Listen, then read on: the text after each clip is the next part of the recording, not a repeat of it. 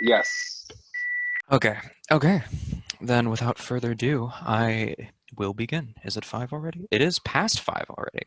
It's 5 my time. I live in fucking Washington, so Pacific Standard Time. All right. Hello, everybody. Welcome to DMing 101, the worst class you didn't sign up for. Make sure to take notes. You can do them digitally or physically. The quiz will be at the end of this. It will be worth 20 points and 100% of your grade.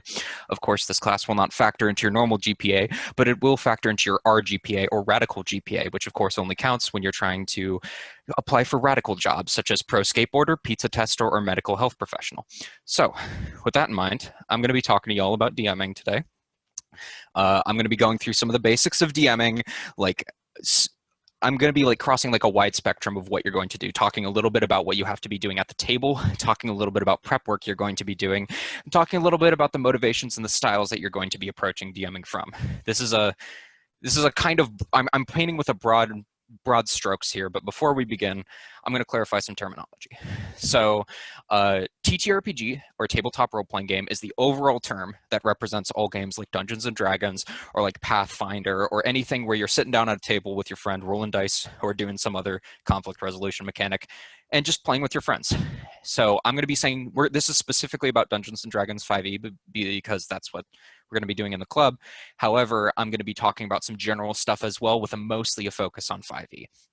A system is the term that I'm going to be referring to D&D 5e as. There are a lot of systems like Call of Cthulhu, Shadowrun, Powered by the Apocalypse. There's basically just a bunch of different ways to play it. Once again, we're going to be focusing on Dungeons & Dragons, but when I say system, that's what I mean. As far as terminology in referring to this presentation itself goes, the DM or Dungeon Master is the person who runs all this stuff. However, in general, it's also referred to as GM or Game Master. So if I'm switching back between DM and GM, just understand that it's the same thing.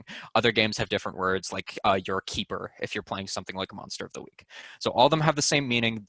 That's what I'm going to be focusing on. If you hear any of these words, that's what I mean. And if you need any clarification, feel free to raise your hand, speak up, and just say, "Hey, Declan, what the hell did you just say?" And I'll be like, "Oh, okay, I'm confusing. Let's clarify this." As far as questions go, at the very end of this presentation, I'm just going to have open Q&A. So if anyone does have some stuff that they specifically want to ask, go for it. I'm also going to be stopping probably at the end of each of the big sections of it to make sure that everything was clear so far and any questions about that. For the first couple parts, try to keep the questions to the specific kind of stuff that I was just talking about, because the chances are if you have like questions like how does D&D 5e mechanically work, I'm going to talk a little bit more about that later if I had just talked about a part that has nothing to do with that. So with that in mind, let's go into part 1, DMing and style. So this is going to talk about basically what is TTRPGs and D&D, what is a DM and what do they do, your style of DMing, and a little bit about like what kind of campaign that you're going to create. Because not every single, you can't, when I say D&D, that's like a culmination of a wide variety of experiences that you can have with even within Dungeons and Dragons. And part of DMing is finding out what you specifically like and finding where you want to lie and where you want to put your campaign. But more on that a little bit later. So let's start with what is Dungeons and Dragons TTRPG or TTRPGs. So basically, Dungeons and Dragons is a form of collaborative storytelling. And you're sitting at a table with your friends and you're having a good old time and you're making a story. You're working together to take this world and all of these things that you've set up and form it into a story that only you and your friends can have. It's very improvisational, and it's just a fun way to spend time with your friends. As a DM, you're constructing the skeleton. The players are going to be the main characters, and you're going to be doing everything else. If that sounds like a lot of work, that's because it is, but it's a lot of fun work. You're the arbiter of the rules, and you play every non-player character, so basically you're going to be the one who says effectively how the world works. If players want clarifications on if gravity is the same as it is in the real world, you're the ones who's going to say that. In addition to that, if players are like, how does this one rule work, it's your responsibility to basically say, hey guys, this is how this works, or this is how we're going to play it. Now, all of this is going to tie into our number 1 rule, and this is something that I'm going to repeatedly say over and over again. Across the entirety of this presentation, I am going to be mentioning so many different things about like strategies that you can use to play the game, how to play D&D, how to DM. However, in the end, you all have to understand the number 1 rule of D&D. The goal is to have fun. If you are not having fun playing D&D, then you're not playing D&D correctly. The goal of D&D is always to have fun. So if anything I say here, you come to the table and you go, okay, this is the thing that one weirdo with curly hair is yelling inside of the chat room and he said to do this. And you go to the table and it's horrible. You hate it. Everything I said was wrong. But just cut it out. You're trying to have fun here. You and your players, you're trying to make a fun environment just to have a good time. So every single time, come back to this. The goal of D&D is to have fun. This is a casual thing. Like a lot of people spend a lot of time working on this, especially at the DM. You're going to spend a lot of time refining your campaign, working on stuff out of character. There's so much time that you can go, all right, the goal is to be as good as I can. The goal is to make the best world and the best characters. That's not the goal. You just want to have a good time, and you want to have a good time with your friends. So keep that in mind. So with that in mind, I'm going to talk for a moment about the correct way to play D&D. There isn't one. The goal of D&D is to have fun. I can't hammer this in enough. You're going to talk to, if you keep playing D&D for a while, you're going to talk to so many people about D&D, and you're going to just keep on, and you're going to hear so many different perspectives on what the correct way to play D&D is. You're not playing D&D unless you have 3 combats a session. You're not playing D&D unless you're never have any combats, and you're just telling the story the whole time, and you're ranting at your players, and they don't even get to talk. No, there's no correct way to play D&D. As long as the people at the table are having a good time, you're playing D&D correctly. Now, what I just told you is to a degree, ignore everything I just said. So what's the point of this? D&D is a diverse game with a lot of play styles. There are, however, general guidelines. There's some stuff that'll help you. There's some stuff that you should keep in mind when you're running into D&D, especially going in blind where you're just, I'm a new DM and I don't really know what I'm supposed to be doing. There's a lot of stuff that you can build as a baseline. And then when you try it out, some of it's going to work, some of it's not. I'm just here to give you a bunch of suggestions about things that you might want to try and that have been useful for me and people around me in the past. Now, not all of this works for everybody. Enjoy yourself and find your style. So now we're going to transition, and I'm going to talk a little bit about style for a second. Style is how you play the game. There's D&D is a set of rules. However, the goal of D&D is to make a story. And to get from that rules point to that story point, you have to imbue it with yourself and the players at your table. And to that perspective, what you're writing and what you're creating at the table is it's an expansion of your style of playing D&D. So I'm going to go over this in a little bit more detail, first with a concept that I call role versus role. So role versus role is 2 of the big things that you'll hear whenever people are saying, hey, I want to play a campaign that's like this, or I want to play a campaign like this. Role people or role players or role GMs, role with 2 L's, they're all about the mechanics. These are the people who love simulation games. They're the people who love playing RTSs and old fantasy, and they want to be in the nitty gritty, and they want to be playing with all of the deep, convoluted carrying capacity survival rules. These are the people who they live to be in combat. They're playing D&D because they want to go kill some monsters. Well, ROLE players are players who are all about the experience and the storytelling aspect of it. And these players they just want to create something that they can be proud of. They'd so much rather talk to NPCs and explore the world and figure out the narrative and the world building. I gave a couple examples here. Double L role players, they want to kill a beholder, while ROLE players want to talk to the beholder. They want to have a conversation. They want to be oh, a beholder? I want to meet him. What the hell's up with this beholder? Why is he just sitting in the bottom of the sewer grate? Now, ROLL players want to prove themselves to the king by doing a massive challenge in a gladiatorial combat, while ROLE players would rather convince the king of something through negotiation, sitting down at the court table and talking it through. ROLL players tend to like rewards in the form of a pile of gold and the finest magic items, while ROLE players are very big fans of they're really rewarded when they finish a quest and they find something new or interesting that tells you something more about the world or imply there's more out there, like the last journal of an archmagi or a mysterious map that leads to a new adventure. These playstyles can also be classified into ROLL is typically called kick down the door play, because the entire thing is they're walking into a dungeon, they kick down the door, they see a bunch of monsters, and they want to kill all of them. Well, I wrote open the door here just for symmetry's sake. Nobody really calls it that, but ROLE players are more focused on just exploring and figuring out the world versus getting into the nitty-gritty mechanics of combat. Now, this isn't to say that every single person you meet is going to fall into one of these 2 categories. Nobody is going to fall in one of these 2 categories. Everybody is a healthy in-between. Your campaign is likely going to be a healthy in-between. You're going to have a lot of combats and cool loot. You're also likely going to have a lot of conversations and interesting encounters.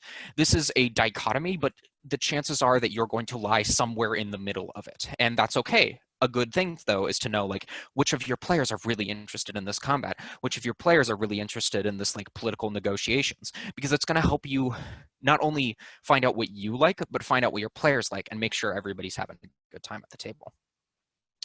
Now, after that, I'm going to talk about open versus closed campaigns. This is another style differential.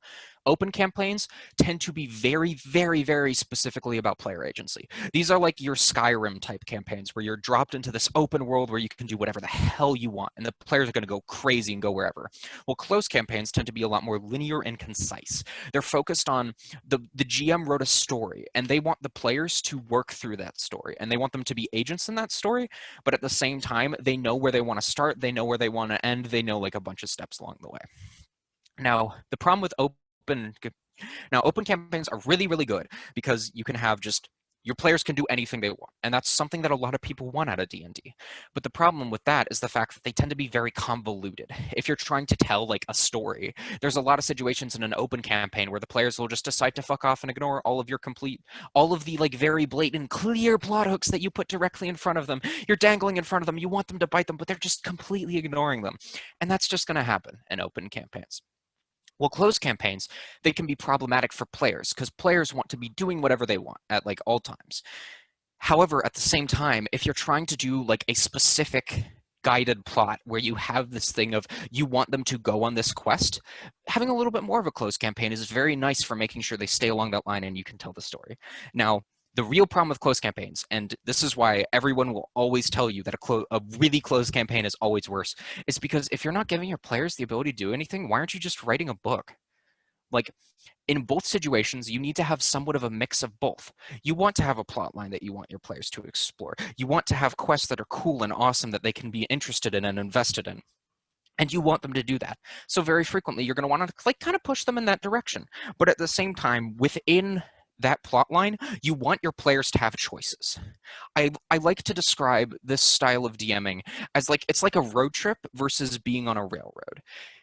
When you're being on a railroad, you hop into the cart in the back of the railroad and you just go down the one line and you have no choice and have no opportunity. If you're on a road trip, however, you can just choose which road you want to go to get to your destination. You can swerve by this cool you can just swerve by this cool museum or this roadside attraction. At this point, maybe there's a fork in the road. Both of them will lead to the same place, but the players they want to go one of the two directions. You have that opportunity.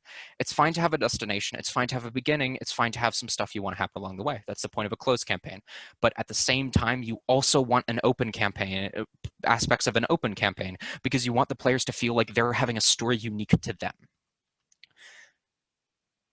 It's a common trait in writing that in almost anything you write when it comes to characters, you want your story to be unique to the characters. You want a story that says if any of these people were swapped out, this story would be radically different.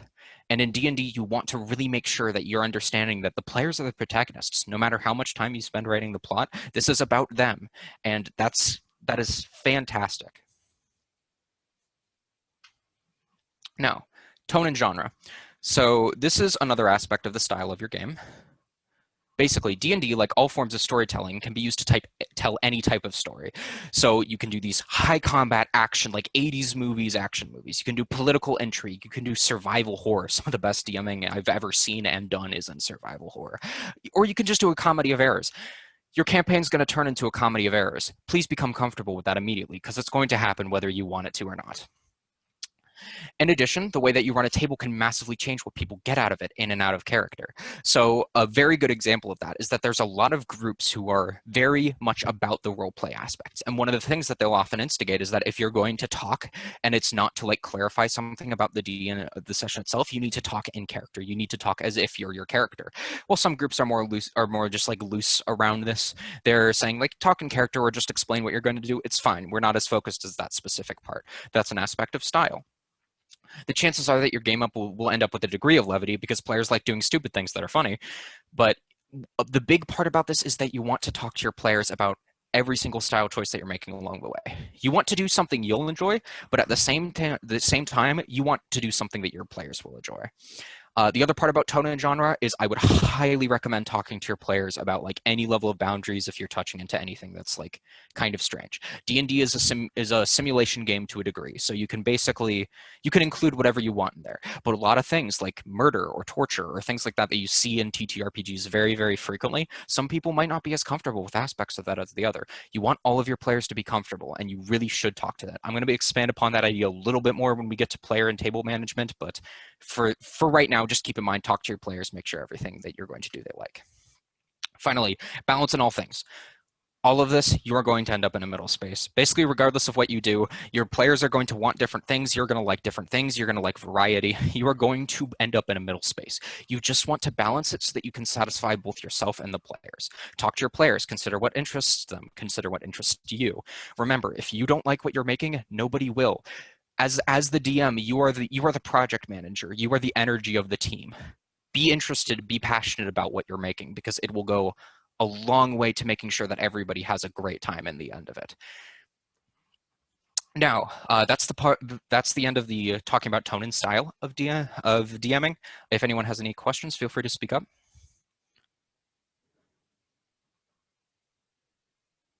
Anybody? Going once? Going twice? All right, cool. Then I guess I'm going to continue on for here. As far as any of the other hosts or people, I can't see the chat right now, so if people are asking questions in the chat, please let me know so that I can answer them. Cool. Now we're going to talk about creating a campaign. So this is more about the mechanical work that you're going to be doing behind the scenes. Once you have like a pretty good idea of what your players want, what you're going to want, what you're interested in, you're going to get down to writing the setting, writing the plot, balancing it, and just deciding like what you specifically want to run.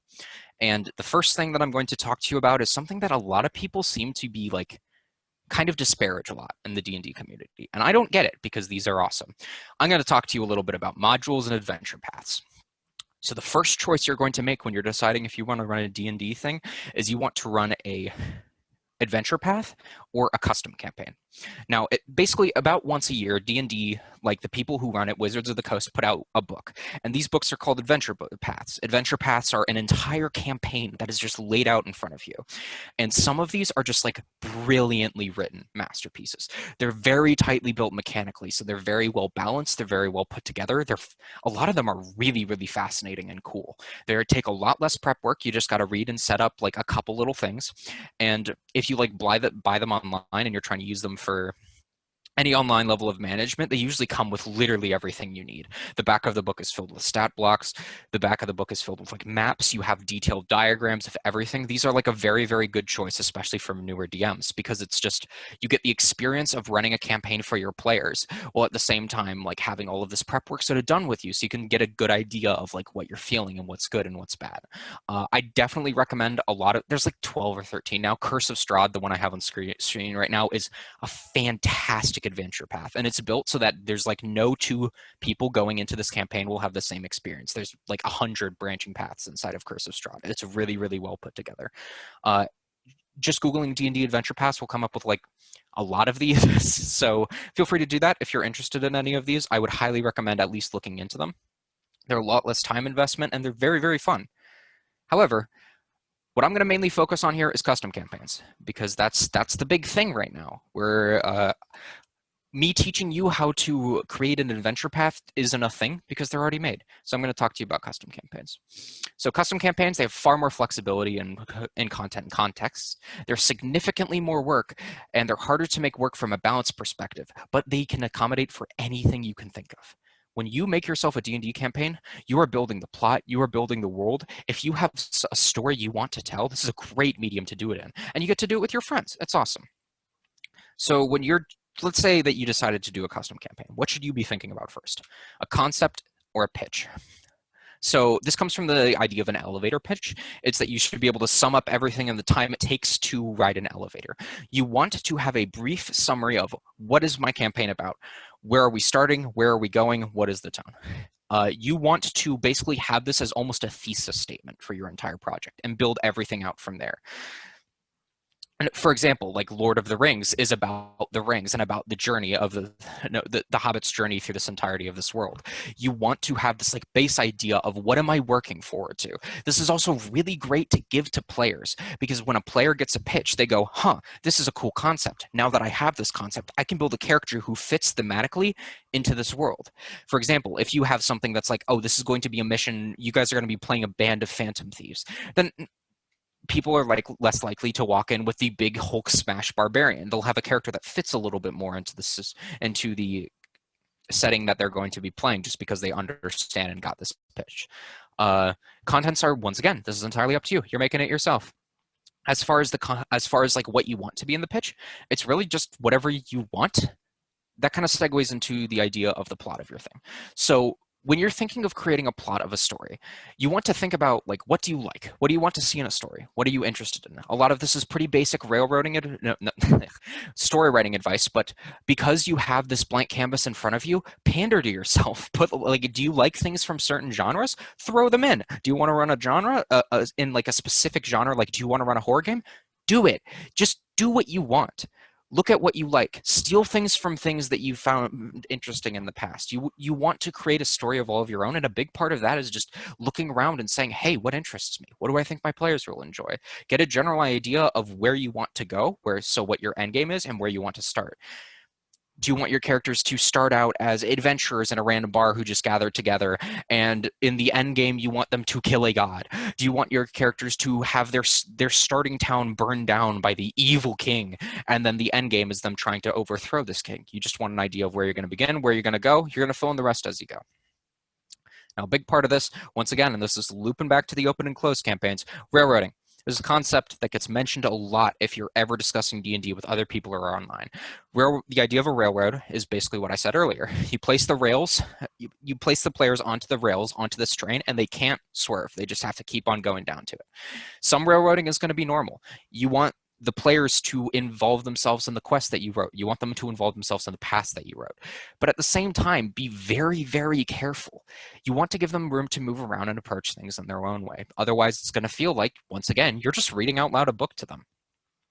Oftentimes, you can sort of like take away the rails more and more depending on the players you're playing with. So once you have a good idea of what the players like to do and what they're going to do, if you're pandering to that, you can get to the point where you don't really force them into anything and they just go about the plot as normal. But once again, there's a lot of players who are very, very chaotic and who will just be like, hey, I understand. I understand that we are literally being attacked by demons right now. But you know what would be cool? If I stole this potion seller's entire inventory and ran away and completely ignored the rest of the plot. And you're just sitting there like, huh, okay. Interesting choice you got there. Maybe I should have had a little bit more rails on that situation. They're not always good. They're not always bad. But you want to be careful with them nonetheless. So keep that in mind when you're writing a plot. Now, once again, this is the most important part. The players are your protagonists. When you are writing your plot, if you do not accommodate for the players themselves and the characters that they create, the chances are it's going to be very disconnected from the motivations of the players. This is another reason to give your players the pitch early. If you say that you want the end goal of the campaign to be killing a king, if you give them that pitch, all of them will make their characters with the idea, okay, we're going to kill a king at the end of this. Why do I want to kill the king? In what way am I going to kill the king? Do I have motivations? And the chances are that they're going to build themselves into that position. Remember that players should drive the plot. They are your main characters. If the plot could happen without them, then why are they there? Communicate with the players on what you want out of the story. Once again, communication. This is very, very important. If a player wants a lot of combat, then they're not going to enjoy the political intrigue campaign. If the player wants a lot of talking, they're not going to enjoy the dungeon crawl.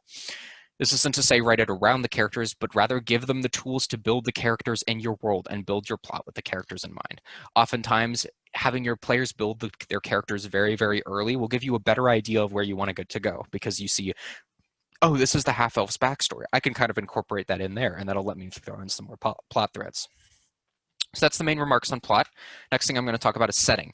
So chances are setting is going to be 99% of your work. Plot is going to take a while, but setting takes so much longer. Anyone who's done any long period of world building will understand that you can world build infinitely, and there is no amount of world building that is too much. It's always good to know about your world.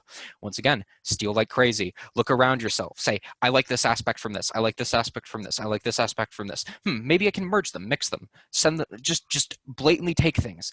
If you like fantasy settings, then there's no reason why you don't have to have like some of the things that you enjoy in that. Once again, you're pandering to yourself. Make something cool. Use your creativity. Use whatever you can find. Make something that you like and you want to play. If you're still very new, though, it might be a good idea to research into some of the popular D&D settings. Forgotten Realms is the thing that all D&D, like base D&D, is run at. Eberron is a very popular variant, which is a more like artificer-based, futuristic version of the fantasy. Golarion is Pathfinder system. It's similar to Forgotten Realms, but has like very specific changes in how they work in terms of how the deities directly affect humanity. That changes a lot of the like dynamics. And then there are a bunch of setting books that have come out. Like even if there are any Magic the Gathering players out there, Ravnica was recently turned into a setting world, and that's become very, very popular recently. So you might want to look into that as well. If you find making a world a little overwhelming, maybe you might want to run your first campaign in one that's already made.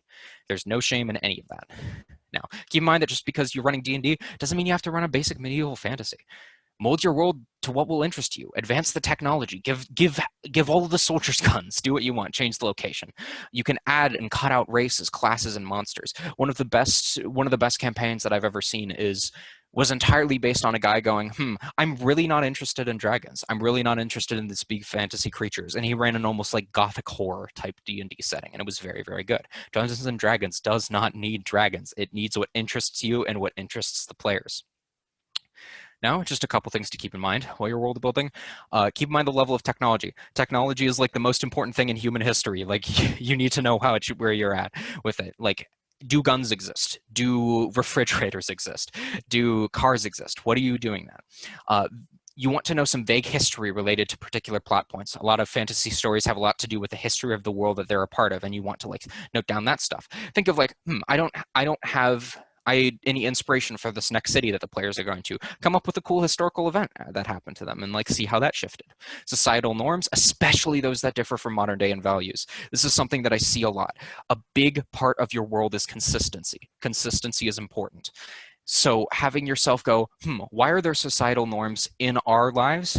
And why would those copy over into the fantasy world? And if there's no reason, you can cut them out. Maybe people in your world like don't wave normally. They instead do some type of salute that changes based on their relation to other people. There's a lot of these norms that you can just slightly change to make the world really interesting. Deities, this is a big one, and especially if you have a cleric player, you want to establish a pantheon, and you can just steal a pantheon, if, in all honesty. Like, you can just say, hey, we're going to use the Gaelic gods, or the Norse gods, or even just the gods from Forgotten Realms, or anything like that. And you also very much want to keep in mind integration of magic and other stuff. In Forgotten Realms, specifically based D&D, there's like hundreds of pages on how magic works and what magic does. You don't have to have all of that. Just create a consistent rule for, does magic come from inside? Is there mana everywhere floating around in the world? Is magic come from a different dimension and wizards are like channeling it? Just come up with something. As long as it exists there, these are some big questions that your players are going to be asking. And the most important part about setting is make the extraordinary normal. This is the consistency that I was talking about. In a world foreign to our own, you have to redefine normal. What aspects of magic are weird and what aspects are accepted? If you want to have a plot where people are like, something goes terribly wrong because people are being mind controlled and everybody's shocked, it's not going to make much sense if like random people can just cast suggestion. You want to have a baseline idea of what is accepted, what is normal, and then build it up from there. Consistency is the most important thing. There was a post a really long time ago, I forget where somebody was talking about, I want to make a world where elves just all have Brooklyn accents for no reason. They just talk like that. And quite frankly, that works as long as you just act like it's normal. You're creating this world. You create what's normal. You create what's expected. Another one of the best pieces of world building I've seen is a guy who goes, drow seem to be, the drow or the dark elves, they seem to be evil in every setting that they're put in. But they're like just cool dudes who are chilling underground. I'm going to make them basically nice Chicago residents. And he talked with a Chicago accent for every single one of his drow and made it a very pleasant place that was like obsessed with art. And it was a really cool location because he had this idea to twist it to a different dimension. And he acted like it was normal, so it worked. You can make up almost anything and it will fly if you treat it like it's normal and makes sense. This is going to cross over a little bit with the improvisation that I'm going to talk about later, but very, very much stick to consistency. It will fuel your world. Now, balance and mechanics. Now that you've gotten your big concepts and you thought of a lot of the stuff that's going to make your world and your plot function, it's time to actually make the physical game aspects of the game. This part's going to be very focused on D&D 5e specifically. And quite frankly, this is more so just like direct rulings and stuff that you can learn by reading the book.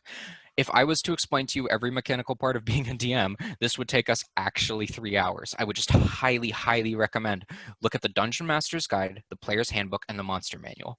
They're going to explain everything that I could say here in far more detail and far better.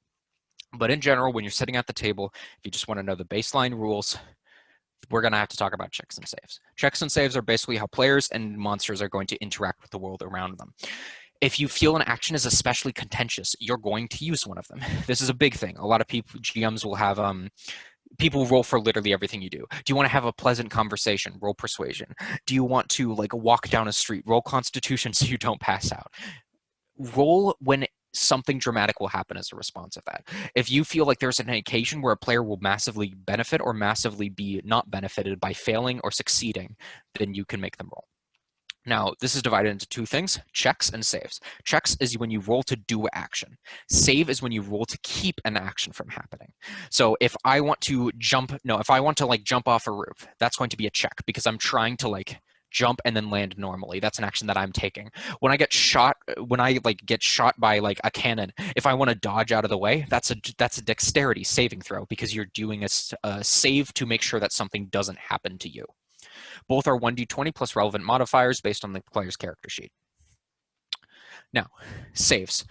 There are 6 types of saves, 1 for each stat. Strength is immense feats of physical force. Basically, you're trying to stand your ground, keep yourself from being knocked over. Dexterity is instant reflexes, grab a ledge before you fall off or dodge a large AoE attack. Constitution is how hard you are, and ignore people draining your energy, poisons, and being drunk.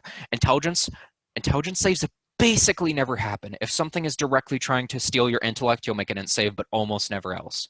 Wisdom is general mental fortitude and resistance to charms. If somebody's trying to mind control you, that's what wisdom's for. Charisma saves don't exist. Pretend they don't exist. Charisma saves don't exist. Hammer that into your mind. Don't use charisma saves unless you're running Fae, and then just read up on what Fae do. Dex, Constitution, and Wisdom are considered the big 3. If you don't know what to choose one of those 3. Now, this is a very big mechanical part of it, because if you're throwing a bunch of strength, intelligence, and charisma saves into your game, then it might get kind of dicey balance-wise. If you look at every 5e class gets proficiency in 2 saves, and always one of them are one of Dex, Constitution, and Wisdom, because those are the ones you're going to get all the time. For example, monks, they get dexterity and strength. You would think they'd get dex and wisdom because those are their 2 important stats, but they get dexterity and strength because having dex and wisdom would be too powerful. Wizards get int and wisdom. I believe fighters get, I want to say, strength and constitution because constitution is their big one, strength is their small one. These are very well balanced in the game. Just stick to those main 3 usually, unless you have a very, very specific circumstance. DC, difficulty checks. So this is when you're trying to make a check. This is what's going to decide whether you succeed or fail. So if your DC is 1 or 8, don't even make them roll. 9 to 12 is going to be an easier average roll to fail. 13 to 14 is tricky for a normal person. 15 to 16 is hard for most unless you're good out of it. And anything higher than 18 is very hard until you get into late game. Now, these are the numbers that you have to roll over. So if I'm making a check, I roll a d20, add my numbers, and if I get above 1 to 8, 9 to 12, 13 to 14, then it succeeds or it fails based on that. Now, this is under the circumstances that you're fighting against like an inanimate thing. So if I'm a player who wants to pick a lock, I'm going to say, as the DM, I say, this lock is like pretty crappy. They just like got it out of the bargain bin. So that's only a 10 DC. Roll higher than a 10 and you'll pick the lock. Now, if this is like the most complex lock in the world that was bought from the greatest magical locksmith in the land who lives deep in the caves that they traveled 3 months to get, that's going to be a higher DC. Maybe they'll have a DC 20 and you have to roll higher than a 20 to pick the lock. Remember, once again, and this is very, very important, checks should only be used if either the player really wants to do one and says it themselves, or if there's something at stake. If you're just making the players roll dice for the sake of rolling dice, then the dice don't have the impact that you want them to have. The dice are the thing that are going to decide everything that happens in your game. Make sure you're using them when they're important. Now, finally, combat and combat balance. This is very hard to do. I'd really recommend reading the monster manual. The monster manual is going to tell you anything that I could and more about how to balance and create combats. Now, much of this will just come from understanding the rules. The PHB has a section in the middle of it called combat that will explain all of the rules of combat. I would recommend familiarizing yourself with them because it's going to make everything run much smoother.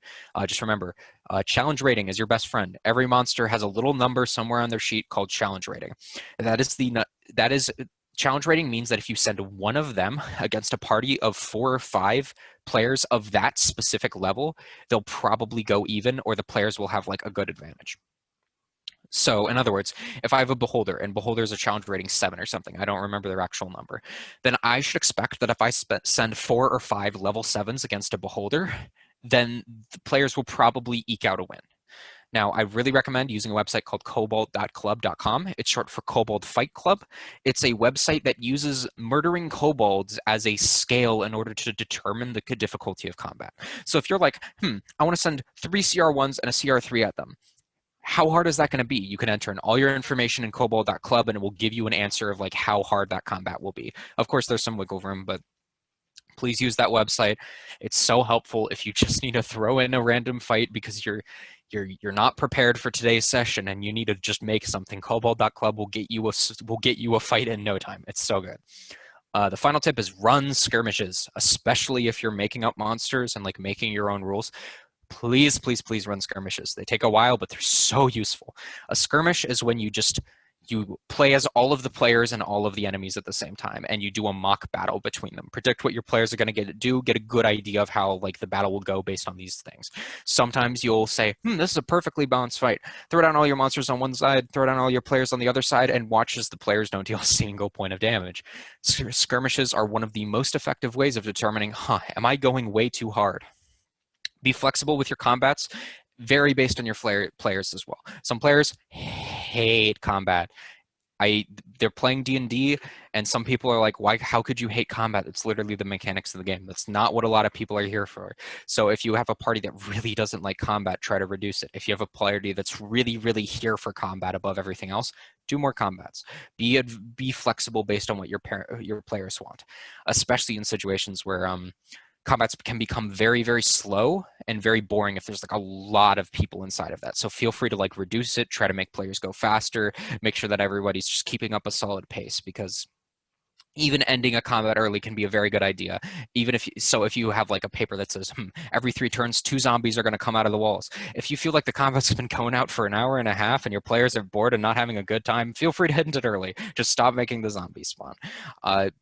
Combat is something that's going to take just experience to understand and manage properly, and I can't expect anyone to do that on the first time. The most important thing is to just try to balance it, do the best that you can, and understand that your plays will have fun if you're having fun. Now, you may be saying, Declan, you just listed off like 30 billion things.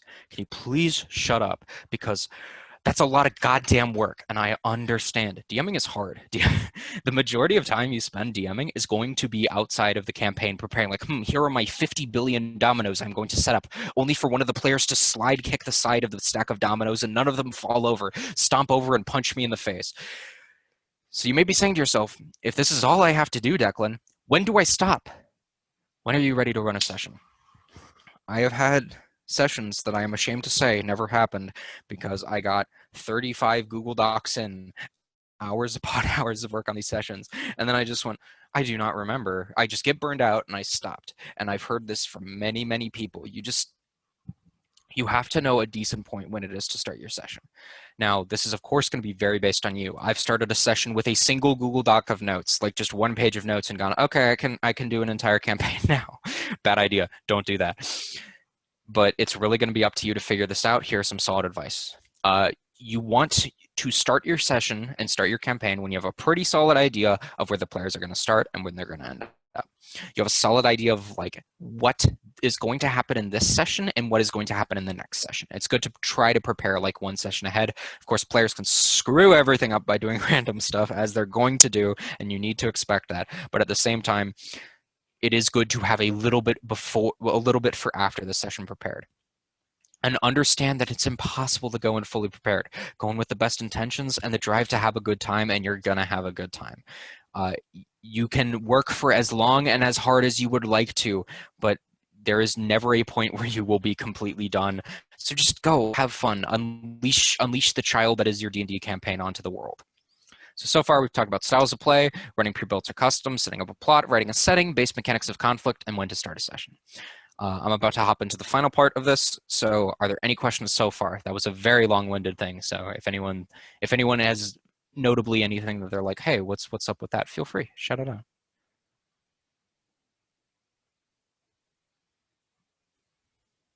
Anyone? Okay. If no one else has anything that they want to ask about what I've said so far, then I will just continue on as I were. I do need water though, because I have been talking for like half an hour. All right. Final part, part 3, players and table management. So you sit down with all your players, you're ready to have a good old game of Dungeons and Dragons, and you come into this table and you realize, I've prepared forever, but I forgot to invite my players. This is a very normal thing that happens all the time. You will just randomly sit down at a table ready to play D&D before realizing that you have not messaged your group chat in 3 months. So this is going to be talking about how things that you want to do to make sure that your campaign is going to run smoothly in and outside of your session that isn't based on prep. Because the thing that you really need to understand when you're becoming a DM is that you are the project manager of your game. Nobody wants to see your campaign as happen as much as you do. Players are excited. Players are fantastic. But the only person who's going to make your D&D game run as a DM is you. You are the one who has to take the initiative. If you don't schedule your game, nobody's going to schedule your game. There are rare exceptions where I've had players who are so excited that they'll schedule for me only to be told, hey, dude, I need another week to finish all my prep. So make sure that you are hounding your players. This may sound weird, but I have repeatedly described DMing as and trying to round up D&D players as herding sheep. All of their schedules, everyone is living their own lives. You need to like ask them, hey dude, when are you going to be available for this? Hey dude, when are you going to be available for this? Figure out when everybody is good. Now, there's a bunch of websites that you can go to, like just Google time scheduling websites that just have accounts that you could make for free and go, hey, everybody fill in what times they're available. Those are the easiest and quickest ones to do it. Whentomeet.com is a very good resource. I use that one all the time. D&D campaigns are like school group projects with no grades on the line, which means that there's no reason for other players to be as interested in this as you are. The chances are they're going to want to play, but people can just sometimes be flaky. Anytime that you've tried to schedule anything with a large group, you'll understand that as much as everybody is interested and invested in doing this, you need to take the initiative. You need to make it happen. So talk to your players early and consistently. It's a good idea to talk to your players about what they do and don't want out of your campaign. So this is something to typically do very early. You want to get a generally good idea of like, hey guys, are you focused on combat? Are you focused on role play? What do you want? Do you want to tell a story? Do you just want to have an adventure around? Are you looking for some epic world-spanning narrative, or are you looking for just a fun little journey with your friends? Highly recommend Ryutama. That's very tangent, but Ryutama is a game that's very good at doing that. So gauge style, gauge interest in RP versus combat. Remember that you very much want to find out what they're interested in as well as them. You're trying to make a good time for everybody, and part of that is making something that both you and they will enjoy, and the only way to learn those things is to talk to them. Talk to them about the content of the campaign. People have different levels of comfort with content. There's a bunch of stuff that makes people have different little things that gross them out or creep them out. So like some people are 100% not okay with some of the darker stuff that might happen in D&D games. Ask your players early if you're planning on doing anything even a little bit like controversial. Get a good idea of their schedules. When to meet is when I talked about it. Use it constantly. Scheduling is the most important part of D&D because if y'all can't meet and y'all can't play the game, then guess what? It doesn't matter how much you've written, game's not happening. Get a good idea of what the people want out of your campaign early. It'll help you focus on what will be fun for yourself and those around you. Just talk to your players, talk to them constantly, talk to them immediately, keep them informed about the progress. Just communication is so good for all project management, but D&D especially is a game where you're all going to be sitting down in a room together. Make sure everybody wants to be there and everyone's going to have a good time. Okay, now what? When you're at the table and you sit down the game to play a game, you're about to have a lot of fun, but that doesn't mean you need to throw everything out the window. D&D is a lot of fun, but chaos will still reign constantly. As the DM, you are the manager, and you're going to have to manage the table. Gable. Actually, you're going to have to manage the gable. I don't even know what a gable is, but it's in my presentation, so I guess this is happening now. So get ready for some interpersonal communication skills and rules. Because the fun fact about being a DM, regardless of your personal want for this, it is a reality that while you are at the table, you are the boss. So when things start getting sketchy, you're the one who's going to be resolving any disputes, any problems at the table. This is going to get into some like a little bit more of communicating and talking to your players and stuff that isn't strictly DMing. But if I had somebody to yell this at me before I started DMing, I would have been very thankful. So I'm going to try to do it now for you guys. So first of all, set up table rules. You want to know, and you want your players to know what is and isn't okay at your table. So here are just a couple of suggestions. These are less hard and fast rules. It's just good etiquette. It's like you just want people to be nice and having a good time, and breaking of these rules can tend to be bad. So like ask before rolling. If you're going to roll a chess, ask the DM. I've had so many times where I'm just like distracted trying to manage 4 people who are all trying to do 4 different things at the same time, and somebody will be just roll a die and go, oh, I got a nat 20, it's so I can do this. And it's like, what did you roll for? And they didn't tell me beforehand, so I wasn't even sure if they could attempt that. Number 2, share the spotlight. As this is an ensemble thing. If you have 5 players, you are looking for a campaign where each of those 5 are teaming up to do and go on an adventure. This isn't 5 separate people. So you want to share the spotlight between the players. You want your players to let each other take turns, let each other talk, don't interrupt each other. Be ready to act before your turn comes around. This is a really, really big one. This is the difference between your combat lasting 45 minutes and your combat lasting actually 6 hours. Just try to make sure that players are paying attention and they're doing what they can to be invested in the game. Another big part of this that I forgot to mention a little bit earlier, players. When choosing the number of players in a group, minimum if they're very experienced, play with 3 people. Maximum if they're very experienced, no, if they're like maximum, you can play with 5 people, or like even 6 people is kind of pushing it. More than that, and it'll still be fun, but the chances are you're not going to have enough as like, the chances are it's like way harder with that many people to like make sure that everybody has an equal amount of time on screen and gets to like show their characters off as much as they're going to want to. Now remember, once again, D&D is about fun. Everyone is here to have fun, but having chaos outside the game can cause people to feel like they're getting talked over or create difficult situations for the GM. The chances are that if you're DMing for people are going to have different levels of experience. People are going to be different levels of talkative. You want everybody to be having a part in the story. You want everybody to be having a good time. So a big part of that is just making sure that everybody is not getting mad at each other. Everybody's staying calm, and we're all just having a friendly little time playing D&D. And this is going to channel into what I consider the #1 table rule for D&D. Now, there are many other table rules you can add to this. There's a bunch more that I add. I just try to pick out some of the general ones here.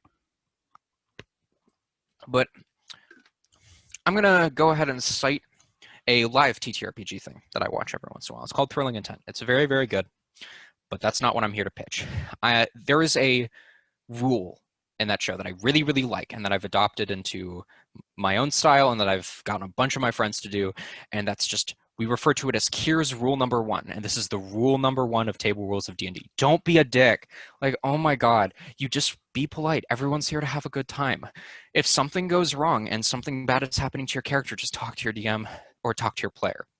Like, you just be nice. Everyone is here to have a good time, and just be calm when talking to your friends. Have a good time. Just don't be mean to the people around you. D&D is like taking a road trip and you're the disgruntled father. If everybody is angry at each other, it's just going to be torturous. You're in this car for 4 hours with people. If there's any conflicts, you need to resolve them quickly just to have a good time. This is probably the saddest reality of being a DM, but as a DM, you implicitly take a role of authority at the table. You are the arbiter of the rules in the games, and as a result of that, when things are happening in the table, people are going to look to you to resolve them. This goes in D&D, like in-game, and out of D&D, like as people.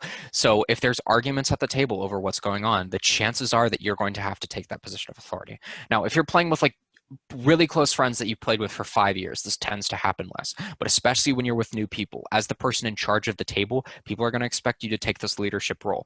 You want to ensure everyone is having fun, and it's partially your responsibility as the person running it. Of course, you can't force people to have fun, but if they're like giving their all to have fun and like some stuff comes up, the chances are it's going to be your responsibility to handle it. So this is, once again, it's so important for every group project you do, and especially in D&D, to just communicate, talk to people. If somebody's like, I'm really having a problem with this person's character because they're exclusively killing and stealing from the party, they're not talking to anybody, they're ignoring everybody, they're making it so that everyone else is having a bad time, you need to talk to that player. Preferably, like, don't bring this kind of stuff in the middle of the session. It's better to like take them to the side after a session and go, hey dude, I understand that this is going on, but you're kind of taking away from the enjoyment of everybody else. Could we work something out? Like, it is your responsibility to be talking to these people, to be making sure that everyone's having a good time, and to be resolving disputes to that sense. Now that we've sort of gotten the implicit responsibilities and the idea of you're going to be managing it, you're going to be running it, you're going to be scheduling, you're going to be making sure that everybody is having, like, nobody's in disputes, you're going to be doing all of these things. I'm going to take a moment to talk about when you're at the table. Because let's say you're at this table. It's perfect. You've scheduled. You're all here on time. You have this perfect plot, this perfect setting set up as a backdrop. And you've got everything so meticulously planned out. And then your player decides to blow up the side of the dungeon and walk in through the side of it instead of actually approaching through the entrance like you planned. It's about at the table improvisation. Remember, the plot never survives first contact with the player. Winston Churchill was a DM, it is confirmed. So, you, under no circumstances, are going to be able to prepare for everything the players do. Having a lot of setting, having a lot of plot, having a lot of ideas, building backup characters to be in your background, all these things are going to help you when people start doing crazy stuff. But you are never going to be fully prepared, and that's where improvisation comes in. The biggest part of being a DM is improvisation. Roll with the player's punches and make things up as you go. Your notes will help you, but this is where the rhetoric comes in. You just need to be able to create things on the spot. And quite frankly, this is the hardest skill to pick up, but it's the most important. You're going to learn this as you go. When you start a DM, you're going to be worse at it, but the more you DM, the more you play D&D, the better you're going to get at this. And quite frankly, this is where a lot of the fun comes from. So, like, if you as a DM write your story and you come to the table and everything goes exactly as you planned, why don't you just read the story to yourself? Like, the players are going to come up with cool, spontaneous things, and that's great. You're going to respond to them, and you're going to do and make wild things. One of my longest running D&D campaigns was based around the fact that I thought in session 2, the players were going to take the secret information that I gave them, and they're going to bring it to the king, and they're going to start working for the government. My players were incessantly paranoid, and they assumed that the kingdom was going to try and winch hunt them to get rid of the information they have, and proceeded to retake all of these actions to attempt to avoid the government, hide across the nation, and like create safe houses, and do this entire like undercover sprawling campaign. And it turned into some of the most fun I've had. But there was like an entire session in there where they started to like avoid every single NPC and plot beat that I had written out, and I was just going full improv right there, and it was so fun. But you have to accept that it's going to happen and understand when to throw away your rules. As a DM, D&D 100% is about being amused while the players destroy everything you lovingly created. You're going to have to get used to that, and improvisation is a big part of that. But we've lingered on the slide enough. So the next thing I'm going to talk about is, like, in the game, in the moment, what are some decisions you should be making as far as improvisation goes? So this is what I would consider your very in-game responsibilities. Split the focus. So there's never going to be an even balance of focus between all of the players, but you want to try and make there one. The chances are that you're going to have 1 or 2 people at a table who are a little bit quieter than everybody else. That's perfectly fine. Sometimes they're just not as comfortable with talking out into these big spaces. Now, understand that some of them are not going to like being singled out, but some of them will do a lot more and have a lot more fun with the game if you take the opportunity to split the focus. If people are being quiet and you don't think they want to be quiet, it's not on purpose, take a moment to address their character specifically. Like, what is X character thinking of? What is Y character thinking of right now? Read the room and alter accordingly. This goes back to the whole combat thing and changing combats like fluidly as well as like all of your preparation. If players are just like massively having a garbage time with whatever's going down, you're probably going to want to speed it up, get to the part where they're having a good time. And this isn't me saying, oh, throw away all your combats because the players aren't having fun. No, it's just like if the players are doing something that they find very, very specifically boring, it's fine to throw it out. A good example of this is in my humble opinion, from my experience in DMing, I never run shops in the world because I find that my players get just kind of bored when they're just looking through a list of stuff. I usually say, okay, you wind up at a shop. After the session, I'm going to send you a list of things. You're going to look through them and you're going to buy what you want. And you're going to take these things and you're going to have them for the next session. But for right now, we're just going to mark that you went to a shop, but I understand that you're going to be bored if you just have to do the shop for an hour. Remember, don't only say no, don't only say yes. As the DM, it is your responsibility to keep things consistent. However, in addition to that, if people want to do wild things, you need to know when to say yes and when to say no. Don't let players just do everything. Like a good example is if a player wants to literally just run up the side of a tower, what you're doing there by saying yes is you're asking them to get a nat 20 and succeed. When people want to do things that are so crazy that there's no possibility that it would work on any roll, just don't make them roll. Like, please. I had a player once who I jokingly let seduce a door that was supposed to be only destructible by using a disintegration spell, which none of them had, because that door was supposed to be blocked off until later game. And then that player proceeded to, in rolling to seduce the door, roll a nat 20, and it drastically changed the rest of that work. That's kind of funny, but in hindsight, it was kind of dumb to give them the prerequisite that they could be allowed to do that. It's really up to you. Some campaigns that'll be far more okay because they're like, because your campaign is very focused around like that kind of wild and crazy fun stuff. But for that one, which was supposed to be a lot more grounded, it came off as a rather non sequitur within the plot. And later when I talked to the players, even they were like, yeah, that was kind of weird. That probably shouldn't have happened. Now, next is the rule of cool. This is a thing that's commonly said in D&D where just allow things if they're cool. This is something, and this might be kind of controversial. You shouldn't be always applying this. Remember, keep consistency, keep the players happy, do what you think is going to lead to the most interesting experience for the players, regardless of whether it comes in the way of hurting. This is like, you want to allow the players to do things, but there are certain things like, if you see an airship above them, and that airship is like foundational to your entire plot, it's kind of a bad idea to let your player shoot a tiny little firebolt up there, roll in that 20, and then burn down the entire airship. It comes off, once again, as kind of a non sequitur, and some parties are going to like that, some parties definitely won't. Get a gauge of it and understand where you're going to be going with it. Once again, make sure everyone feels comfortable. Some people can be quieter players and they just don't want to be as invested in that moment as they can. They have a great time just listening to everybody else play and then hopping in every combat and having a good time. That's completely fine. If that's how they enjoy the game, that's great. But just make sure that everybody's comfortable with the position they're in. Now, responsibilities out of game. I talked most of this before, but the unfortunate truth is that unless your group is the best friends, there's going to be conflict. You're going to have to resolve it typically. You're going to have to make it so that the game is running smoothly. Yeah. Now, a big part of it is that you want to shut down and talk to players early if there are conflict. A good example of this is in my first ever D&D campaign. The DM I was running gave us 1 gloves of missile snaring as a reward for something. Both me and another player wanted it really bad. And my character, and in the moment where we were arguing about which one of us I could use better, I said, okay, let's flip a coin. Heads I win, tails you lose. And he spontaneously said yes. We flipped the coin, it got tails, and I said, okay, you lose. So I take the gloves of missile snaring. And I think that started probably one of the biggest arguments that I've had at a D&D table. In recollection, we both sit down and laugh about it, but in the moment, passions, it was kind of intense. And the GM had to step in and go, hey guys, remember, just take it away. Give yourself some space. We're just having a good time here. And quite frankly, this was like a long time ago, but at the same time, the fact that our DM had the authority to step in there and like calm us down and make sure everything was going all right and settle this dispute was a really important and cool thing that he did. Understand the players' investments to the story and act accordingly.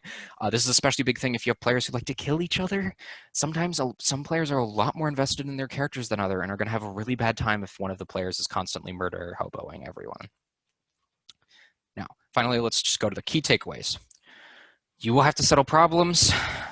You are the fun Sherpa. You lead them to their destination. DMing is a responsibility, but it's a very, very fun word. You are God, destroyer of worlds. You get to do whatever you want. Just make sure that everyone's having a good time.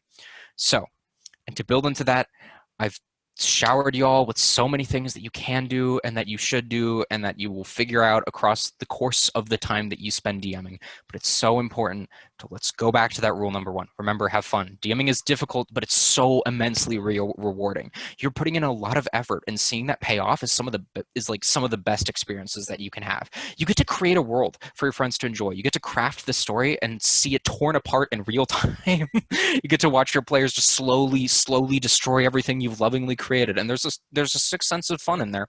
You get to make a lot of characters. If you're one of those people who's like, oh, I want to be more of a player, I want to play characters, and you're like, I have this log of 5 billion D&D 5e characters that I have built in the corner, you get to put those in your game. They can just be background NPCs. Don't make them as focal as you would normal NPCs. It's generally considered a bad idea to frequently have like, oh, this NPC is just in your party, because that takes away the focus from the players. But like, you just get to make them put a lot of characters, and that's really fun. You get to put your players into interesting situations and watch their characters grow. One of the best advice I can give for being a DM, or even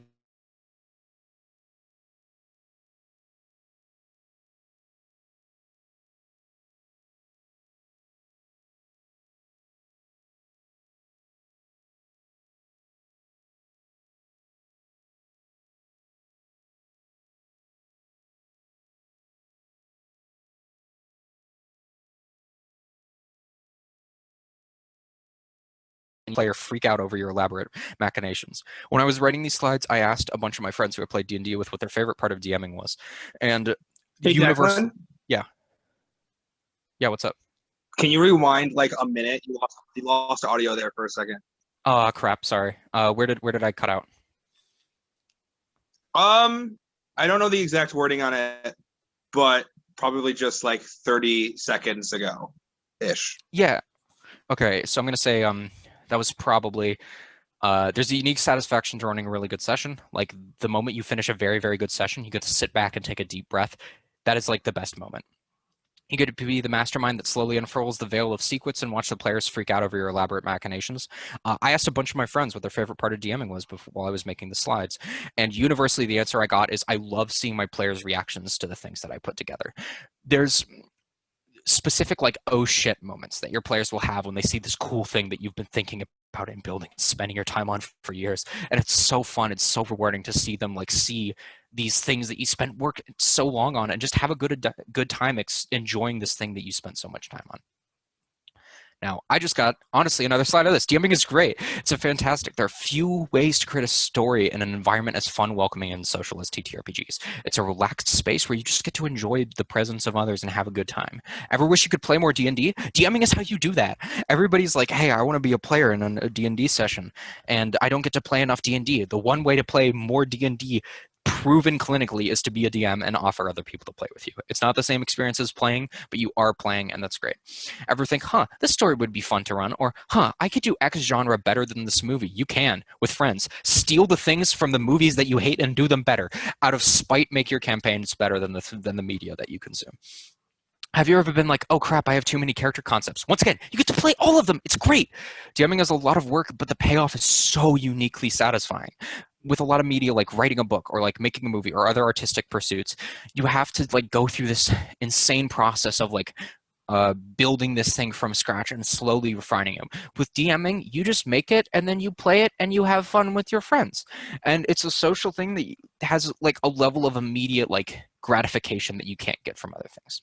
Now, I'm going to end this entire thing off with some parting thoughts and miscellaneous tips. This is all the stuff that I couldn't fit anywhere else that I'm just going to machine gun out of. These are like a bunch of tips that I would recommend and I wish I knew when I started DMing. As a DM, try to ask for feedback. At the end of most of your sessions, arcs, or whatever, it's a very good idea to ask your players, hey, what'd you like? What'd you dislike? Now, constructive criticism is going to be a big part of this. You want to make sure you're getting like actual stuff from the people because it can be pretty good otherwise. But the chances are, like, if you're the DM, there's a lot of times where you'll be running something and you're not entirely sure how the players feel about it. And hearing that was great, or like this needs a little bit more work, is really, really good to making the experience better for yourself and the people in the future. Constantly improve. It will be better if you do, because your players will love it more and you'll feel better about the thing you're running.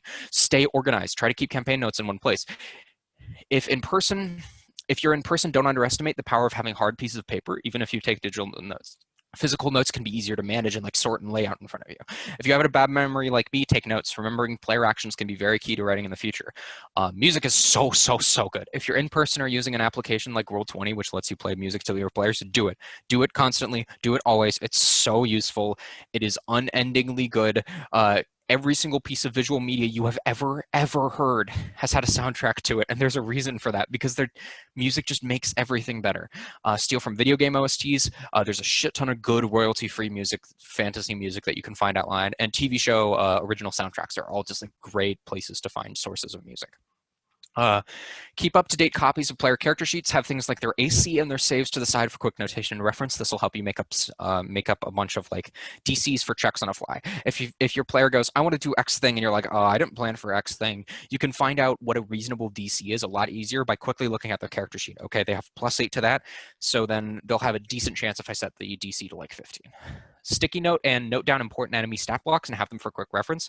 One of the big parts about D&D, especially if you own the books, is you're going to have to be flipping through those books a lot. So marking down pages or even keeping the information in a separate location where you don't have to spend 50 hours looking through a book to find anything is very nice. If you're really in a corner plot-wise, it's very valid to end a session to play early. If your players put you at a place where you literally haven't prepared for anything and you don't want to improvise and you want to think this through and you think that it'd be way better if you did, just end the session early. Just do it. It's nice. Your players you'll have some more time to hang out and talk to your friends, and your players won't be mad about it because your players are cool. Pace yourself writing-wise. Do not front-load or back-load work. There are many campaigns that have died because people are either not prepared enough or way too prepared and get burned out early. Write what you need to, write a little bit more than that, and then play. Learn your medium. This is like a medium of a storytelling perspective. If you're online, there are different ways to do it. You can use like a dice bot. You can just have people roll from their house. You can use a program like a Roll20 or Map Tool. Just learn what those are and what you want to use, and just choose what you want accordingly, what your time frame allots for. Another big thing is like if you're in person, a lot of people would choose to use maps or theater of the imagination. Just figure out what you want and then try to tailor your play towards that. It's okay to fade up to black. A lot of people want their D&D sessions to be these like very strictly, I'm going to describe everything that happens to my character from morning to dusk. And some people like that. I think that's wasting a lot of time, honestly. There's an old quote from, I believe, Stanley Kubrick, where he says that when you're making a movie, you're trying to take a picture of a picture. When it comes to D&D sessions, I see something very similar. You're not trying to directly imitate reality. You're trying to imitate the imitation of reality. Where the imitation of reality is, you're basically trying to show what's idealized, what's interesting. If waking up and having a breakfast routine for every single one of your characters is something you and your players find interesting, go for it. If you're like, we all wake up and go breakfast is enough, and then we get to the interesting stuff, just do that. You don't have to like fill in every single blank point if that's not what your players are passionate and interested in. And this is the most important one. This is the one I wish I knew immediately when I start. It's okay to be silent. Give your players space. Your players are the main characters. They're going to talk to each other. They're going to explore this world, but there are going to be a lot of situations where your players are just walking through the woods, having a conversation. And just because those players are talking to each other or they're role playing does not mean that you need to step in and be in that situation. Give them time to develop their characters. Give them time to converse with each other. A lot of early GMs are like, oh, they're talking. That must mean they're bored. I need to make the next event happen. No, people are going to develop their characters in those moments of silence more than anything else. As a DM, it's very important to know when to just kick back and watch your players play the game for a bit. So anyway, thank you all for coming. If you guys have any questions or want to ask about literally anything having to do with DMing, I've been doing this for a very long time and would be more than willing to share whatever advice or tips that I can give. I'm really appreciative to all you coming out here and listening to my long-ass presentation, and I hope you all, if you feel like leaving, have a wonderful day. Hell yeah. Thanks, Declan. I wanted to ask, like, how do you, if you are seeing like resistance from players to like get like character sheets or level ups done, and you don't want to seem like you're being a teacher and being like, hey, here's a date for when you should have this done. Like, what is the best way to go about convincing your players to do stuff like that so that you can continue with your world building around their characters? I think that I understand the problem and like the mental hang up that people can have up with putting dates, but I tend to find them to be pretty useful. Um, I would recommend at the beginning, just you want to start by working off of what I would consider like motivation and enthusiasm. Typically, when people sign up for or start D&D campaigns, they're going to be very enjoyed by that. So just say, hey, I'm going to need these, get them to me as soon as possible. And the chances are that's going to get like most of your players. There's usually going to be one player who doesn't. And quite frankly, as awkward as it is, it's going to seem from both sides of the party, you kind of just have to hound them. So message them. If you find that due dates work for them, you might have to do that. But otherwise, just like message them, ask them for updates. And like every once in a while, you don't want to put a bunch of pressure on them, especially if they have stuff like school going on. But like every couple of days, if they haven't gotten to it, message them and just say, hey, what's the status with this? And what you're really looking for is you're not looking for an I'll get it done. You're looking for an I'm going to get it done when, and just try to fish for that. So if people are like, oh, I'll get it done, it's like, okay, when do you think you can get it to me by? And try to find the dates based off that. It also helps a lot more if you make them make due dates for themselves. Did that about fully answer your question, or is there any other part of it? That does make sense. God, there was. Hold on, let me think. I have another question. You're gonna have to give me a second to rethink about it. Yeah, take your time. Meantime, anyone else want to pipe in with anything they were either confused about, had a question about? I own Lost Mines of Phandelver. I'm willing to hand it out. It's a pre-written adventure that comes in the starter set. I think I'm just going to be running Curse of Strahd for my players. Guy asked though, so that's a fun one. Awesome. Strahd is great. I'd recommend if you're in the Discord, if you wanted to drop that in the there should be a tabletop chat. Yeah, just called the Tavern. That'd be a great place. The Tavern, yeah. Okay. Other notes, since I've been DMing via Roll20, expect your prep work to take like twice the amount of time. Since not only do you like have to plan what your characters are going to do, you also have like create maps and crap for everything, and it's just a pain. Oh my god, yeah. Maps take so long. In all honesty, maps, if you choose to do maps, which you shouldn't feel pressure to, even if you're using something like Roll20, maps are going to take, like, if you're running a pre-built, a solid portion of your time. If you're not running a pre-built, depending on your speed, they can take up to like 45% of your prep time.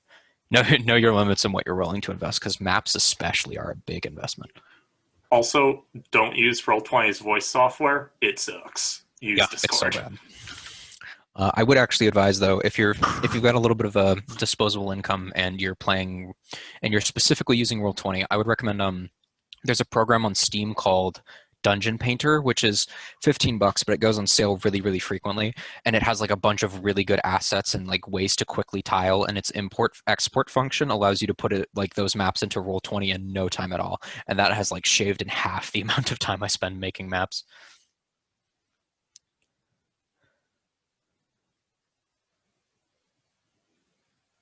Yeah, you got anything else from you?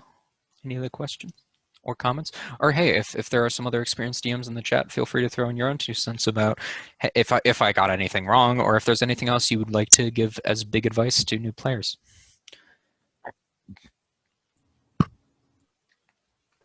I appreciate y'all doing this. I think I'm going to stop the recording and head out and figure out what I'm doing for dinner. But yeah, this was definitely helpful, and I'll be putting it up on the YouTube channel as well for other people to watch. So good shit. Awesome. See you later, Taylor. All right, adios, guys.